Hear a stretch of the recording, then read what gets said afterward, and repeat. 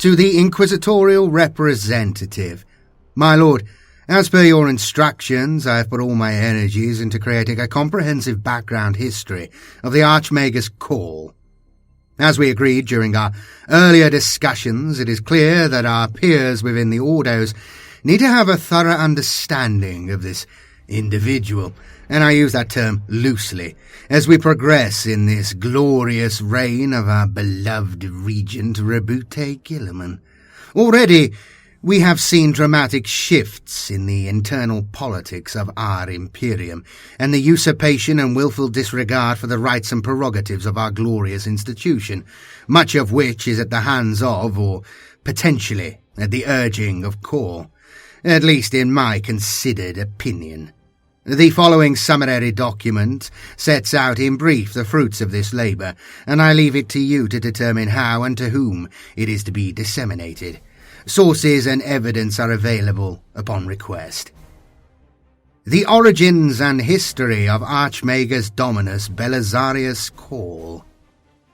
Although many of those amongst the traitors and corrupted hordes of the damned can claim to have witnessed the birth of the Imperium and its many travails thereafter, on our side of the isle there are few, save for him on earth, his Primarch's sons, if they still live, and a handful of Astartes kept alive within the dreadnought sarcophagi that can claim the same. One exception to this is Belisarius Cawl. Although we do not have the exact date of his birth, we know it was either immediately prior to or during the Great Crusade. For most, this is an age of myth. For we, with the authority and the right to knowledge, it is little better than a myth. So corrupted have our records become. But what is clear is that this age was one of hope, expansion, and innovation. Still stulted and barbaric compared to our species' technological height, but a marked improvement on the horror of the Age of Strife. Cawl was born into this age, and immediately was considered dangerously curious. So much so that he would have been placed on the autopile or lobotomized to serve as a servitor, had he acted so in our age. But this was a more enlightened time, with a less dogmatic approach to inquiry. Thankfully, we have learned from these lessons and stamp out such curiosity righteously when it appears. But Cawl is a creature of this bygone time and still views innovation as a good. It helps, of course, that he has the ear of our glorious Regent Gilliman, of course. Cawl, immediately from the birth vats of Mars, a whole subject I shall not delve into, showed superior intelligence to his peers, and was progressed rapidly into the ranks of the priesthood. Many of his advocates and supporters whisper that he was blessed by the Omnisire from birth, and is perhaps an avatar of some kind of the machine god. Martian theology is so borderline heretical that I shall not give it credence, but this is what his data spurted between his sycophants. Cawl became the apprentice of one Magus Domina Hester Aspertia Sigma Sigma on the forge world of Trisoleon A4.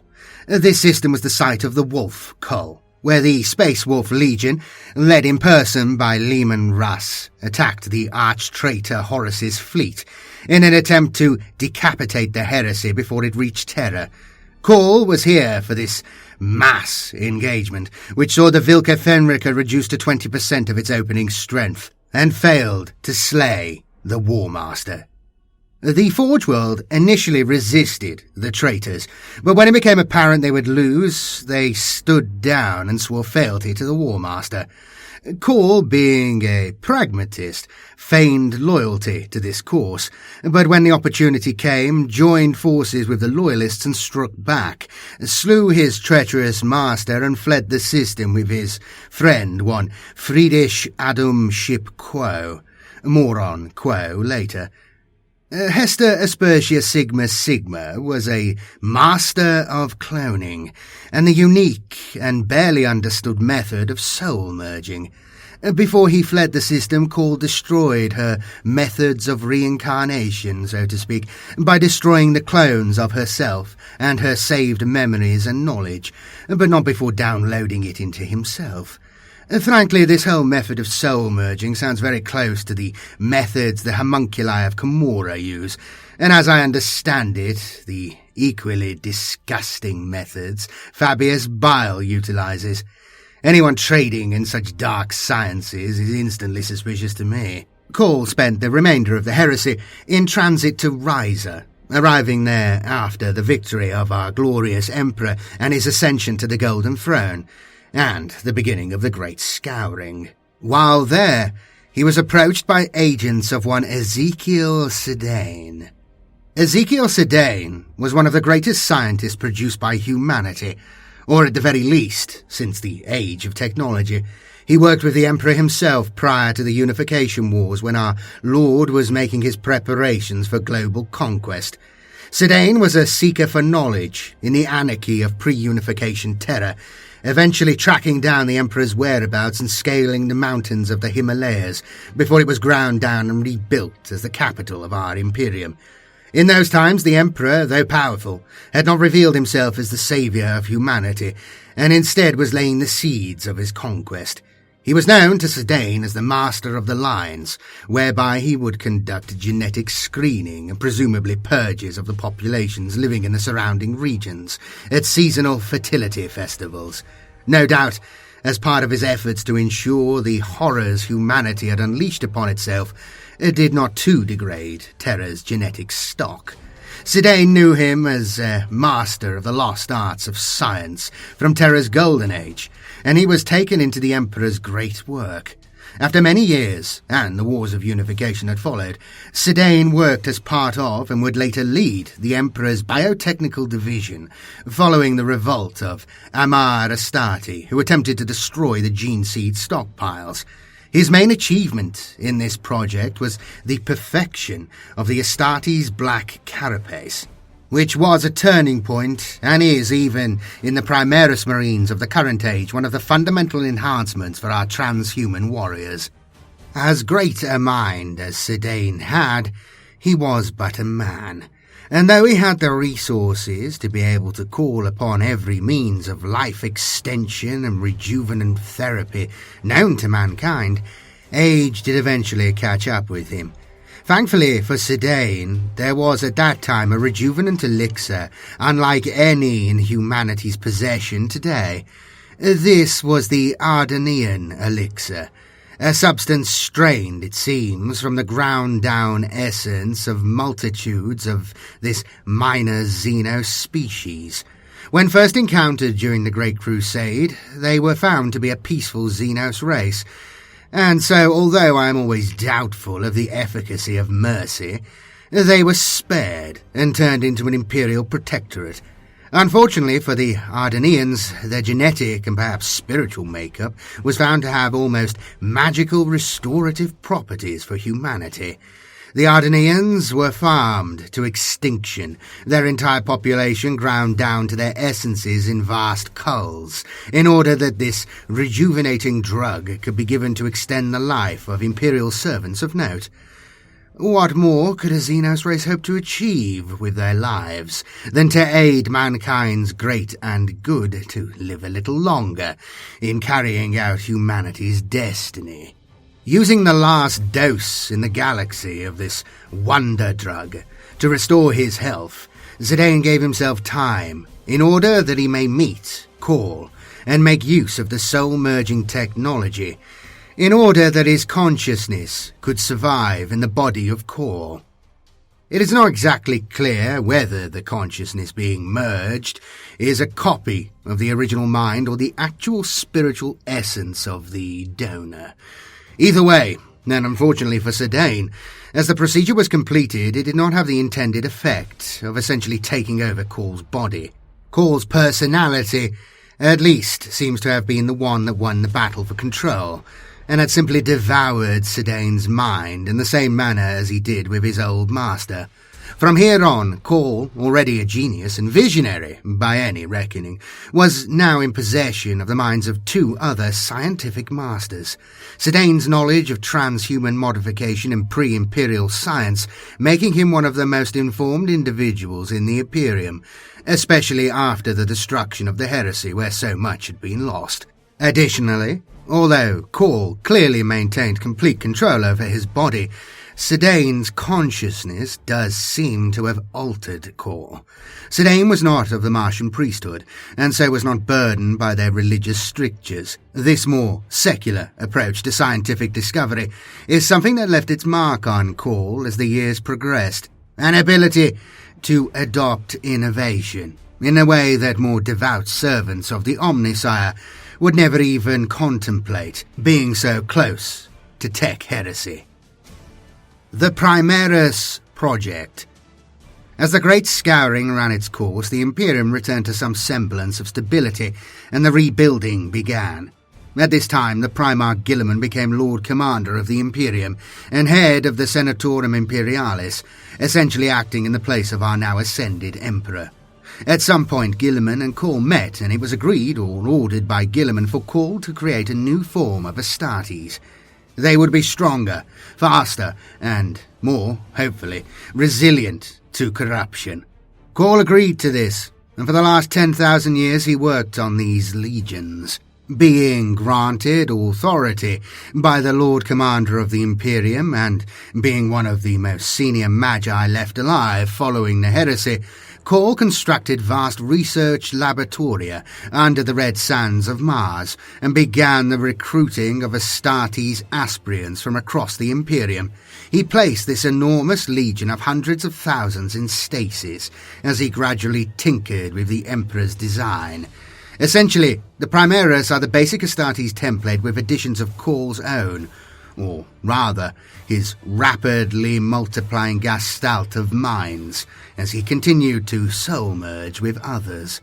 Not only are the Primeros stronger in every way, but the gene seed itself has been purified, with the genetic mutations that have plagued several of the Primarch's bloodlines removed or repaired. Not only that, but apparently they are more resistant to chaotic corruption, and are more loyal or more predisposed to loyalty on a genetic level than the original Astartes. Cawl believes his work to be so complete that apparently he has argued that the gene seed from the traitor legions should be used to more closely reflect the Emperor's original plan for the Astartes, as each force possesses traits and inclinations which complement each other, allowing for a more powerful, adaptable and resilient force. The Lord Regent is understandably resistant to such an idea, and has categorically ordered him not to do so. However, rumours persist that some of the Primaris chapters that have been founded may in fact be descended from some of these traitor bloodlines. This is obviously a matter of concern which we of the Ordos are looking into. Alpha Primaris. Alpha Primaris is a close companion, shall we say, of Belisarius Cawl. He is the first attempt by Cawl to create the next generation of Primaris Marines. Unfortunately for this being, Cawl went too far and tried too much.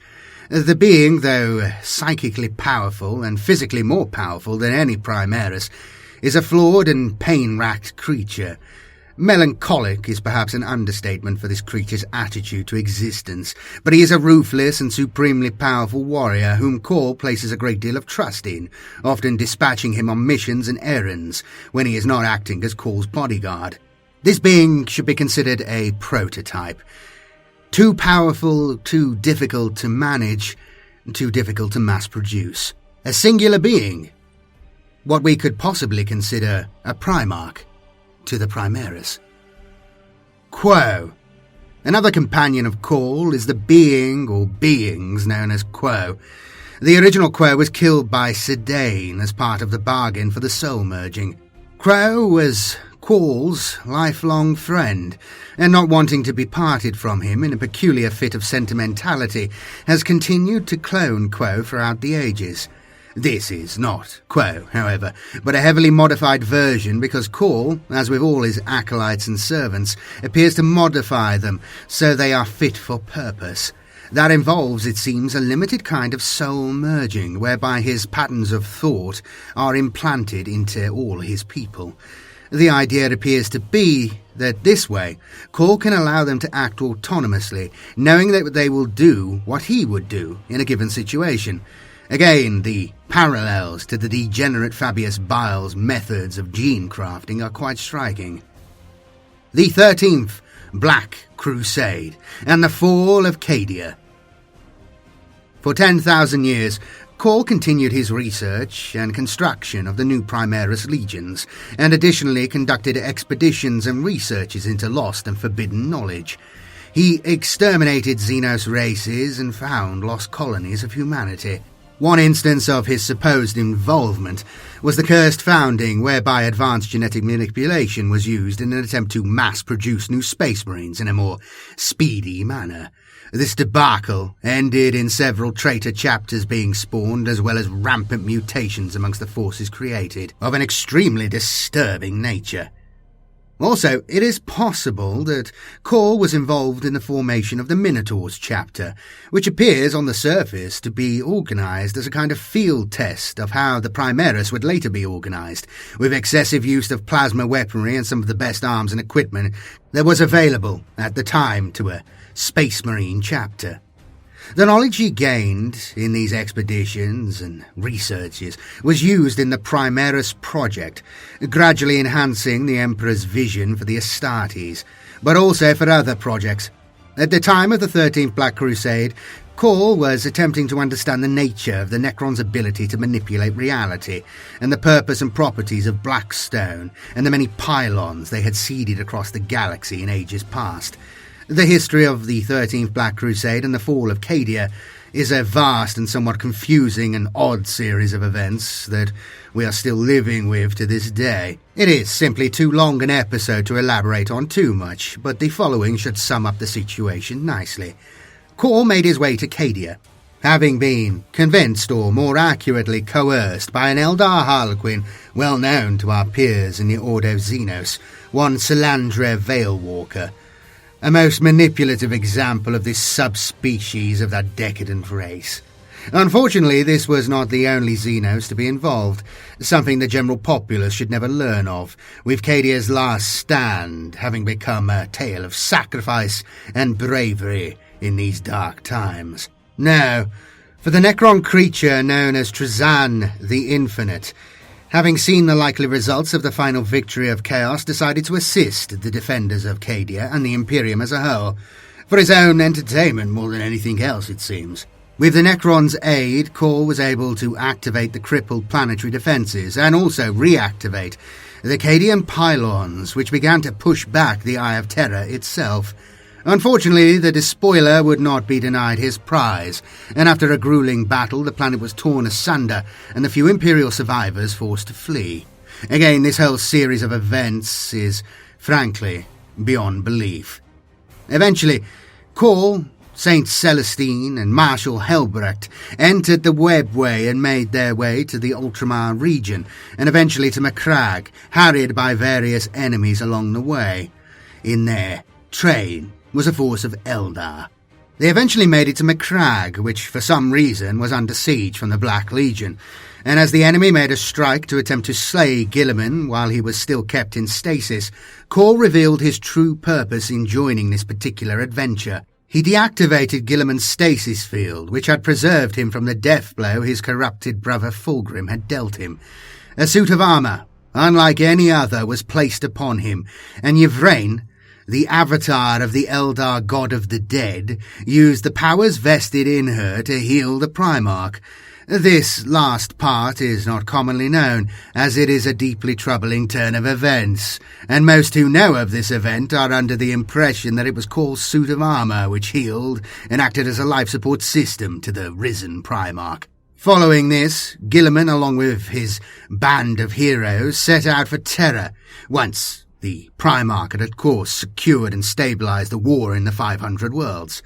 After a shocking series of incidents in the Maelstrom, and later the Webway, the remnants of this force appeared through a gateway on Luna itself, and a final battle between Guilliman and the sorcerer Primarch Magnus the Red ended in victory for the Imperial forces.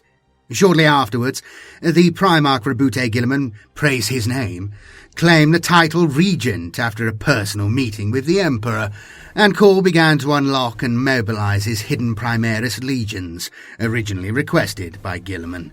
After a fraught battle to foul Abaddon's attempt to cut off Terra from the Imperium using the null zone effect of Blackstone, and the Great Rift was sowing chaos and terror across the Imperium, the Indomitus Crusade began.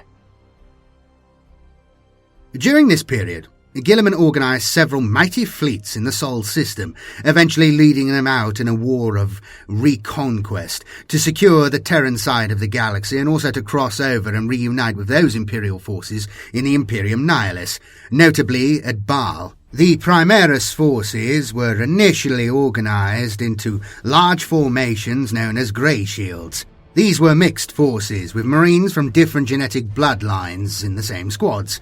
Massive wars were conducted in this period, with the Primeros leading the way, and Cawl was at the centre of this, as well as continuing the production of Primeros and spreading the knowledge of their creation to existing Space Marine chapters.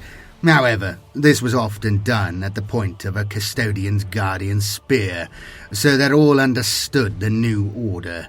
After several decades, the wars to stabilise the Terran half of the galaxy ended, and the Imperium Nihilis had several, most notably at Baal, as mentioned, footholds into the dark half of the galaxy. The existing Space Marine chapters accepted gladly the Primeros. Despite the obvious heresy of their existence, a certain kind of pragmatism is expected in this period. So close to annihilation was the Imperium. Dissent, essentially, was near non-existent, and where it did exist, via one method or another, the new order was imposed. Cawl inferior. Cawl did not stay at Guilliman's side during the Crusade, but did gift him with the machine known as the Cawl inferior. This is a closely guarded secret, and the Primarch no doubt believes we are ignorant of its existence on his flagship. We are not. It appears to be an example of an abominable intelligence, or at least a stunted copy of Cawl's own mind, which communicates with him via astropathic data spurts, that the machine is then able to interpret and voice as Cawl would, allowing the Primarch and Cawl to communicate as if they were in the same room. Whether this is a true thinking machine or simply a tool is unclear, but the implications are troubling enough, for they point to the depths of depraved technology that Cawl is willing to utilize. Sotha. As the needs of war subsided, at least for Cawl himself, he found himself delving more deeply into the Necron's technology. This was easier than one would expect as Necron activity increased dramatically, particularly around the Adeptus Mechanicus territories, which appeared to be curiously based on the worlds, or near to the worlds, of the ancient Necron dynasties, which has obviously caused conflict between the two forces. This has been exasperated by the obvious need and efforts of the Imperium and the tech priests to seize those worlds which contain large quantities of Blackstone, which is the main material utilized by the Necrons. In these efforts, Cawl notably butted heads with one of our peers, where his Quo servant destroyed an inquisitorial interrogation facility for reasons which aren't exactly clear to us still. Following this incident, he made his way to the planet Sotha, the former chapter homeworld of the Scythes of the Emperor, which had been devoured by High Fleet Kraken following a gene-stealer infestation. The chapter was almost made extinct in this war, but had been brought back to full strength with Primaris Marines. However, the old Marines had kept the real history of their chapter's defeat secret, and had chosen to leave their new brothers to forge a new path, volunteering to join the expedition to Sotha, believing they would die there, and that with their deaths their chapter would go on to glory without the shame of their founders. Additionally, the chapter fortress was built atop the Pharos, an artifact of Necron construct that had been utilized during the heresy. Again, a vast and long tale that we do not have time to discuss now. Cawl had learned it was powered and controlled by the shards of the Catan or Cetan, depending on your pronunciation, and he hoped to gain knowledge of how the Necrons manipulated material reality to, perhaps, close the Great Rift and all warp anomalies, as well as to gain knowledge on how the Necrons use these Feros devices as methods of interstellar travel and communication, by gaining access to the Feros network across the universe, as an alternative to warp travel, in the same way the Emperor had been attempting to use the webway prior to the heresy. The events on the planet are not particularly important to this history. What is important is that Cawl struck a bargain with the Catalan Shard of Zaralush the Potentate. The Catalan, of course, being at one point gods before the Necrons defeated them and broke them into shards and made them slaves. This shard had been chained to the Feros for millennia, but unlike many of its, shall we say, peers, it had been able to retain a large portion of its personality and independence. When the Feros was abandoned, it began to devour the other Catalan shards to sustain itself. And this, perhaps, is one of the reasons why it had gained so much of its own personality and knowledge back.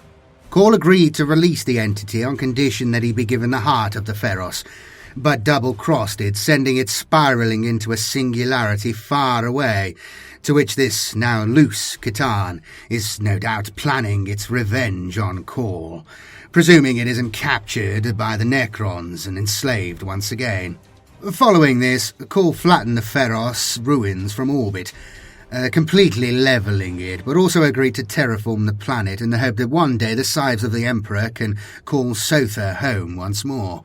The heart of the Feros has provided Cawl with vast amounts of data on how the Necron technology works, and also a map of all Necron Feros sites throughout the galaxy. This is his main objective now, to gain control of this network. But he continues his other projects at the same time, and the needs of the Imperium's war machine are a constant distraction from his great work. Conclusion. My lord, Belisarius Cawl is a true threat to the Imperium. I believe we can say he is loyal, but his loyalty is to a future which we do not necessarily wish to see, and it is clear that his closeness with our revered Lord Primarch Guilliman makes him near untouchable, even if he wasn't a member of the elite of the Adeptus Mechanicus.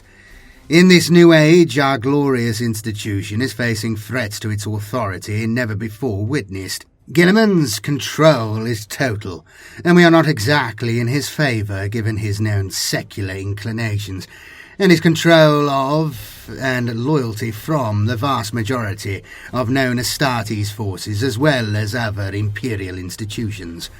There are few enough Astartes forces remaining, as they are now being gradually replaced fully with these Primeros. Even devout forces, or at least those forces with a streak of independence, such as the Black Templars and the Dark Angels, whom one would expect to resist this power grab by a Primarch which is not their own, appear to have accepted his authority without a murmur.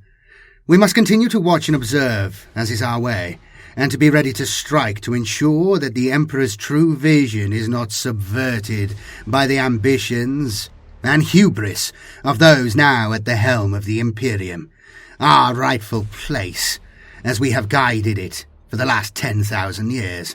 There are rumours that Guilliman is dissatisfied with Cawl's behaviour and true intentions, but the Archmagus has made no move to seize the office of Lord Fabricator and appears content to continue his researches. This is troubling. The idealist, the zealot, as useful as they are always to be watched, lest their enthusiasm endanger the stability of the whole. For the moment, we must wait and watch, and loyally serve our rightful regent devoutly, as our duty dictates. May the Emperor protect you, my lord. As ever, I remain your most loyal servant, Inquisitor AborderPrince. Thanks very much for watching, everybody. I hope you did enjoy that. Thanks to Arch for letting me show my wares to you. Do pop over to my channel. I think you will find it entertaining, and there should be a bunch of stuff you will probably enjoy. I understand people's issues with Cawl as a character, and I agree completely. I know exactly where you're coming from. A lot of it is completely daft. But then the whole Gathering Storm thing was pretty bad in general. What I will say is Guy Haley he's done it. I really liked the novel, The Great Work, and the short stories associated with that. He's turned Cawl into a really interesting character and a fun one. And I want to know more about him. And I don't hate him as much as I used to. He did it. That's what he's done to me. That's what Guy Haley's done to me, the swine. But yeah, thanks again. Remember to give the video a like and do come over and check out my other stuff. See you next time. And again, big thanks to Arch. He's a good lad, eh? He's a good lad, eh? All right, I'll see you later, lads. Thanks very much for watching. Cheers. Bye.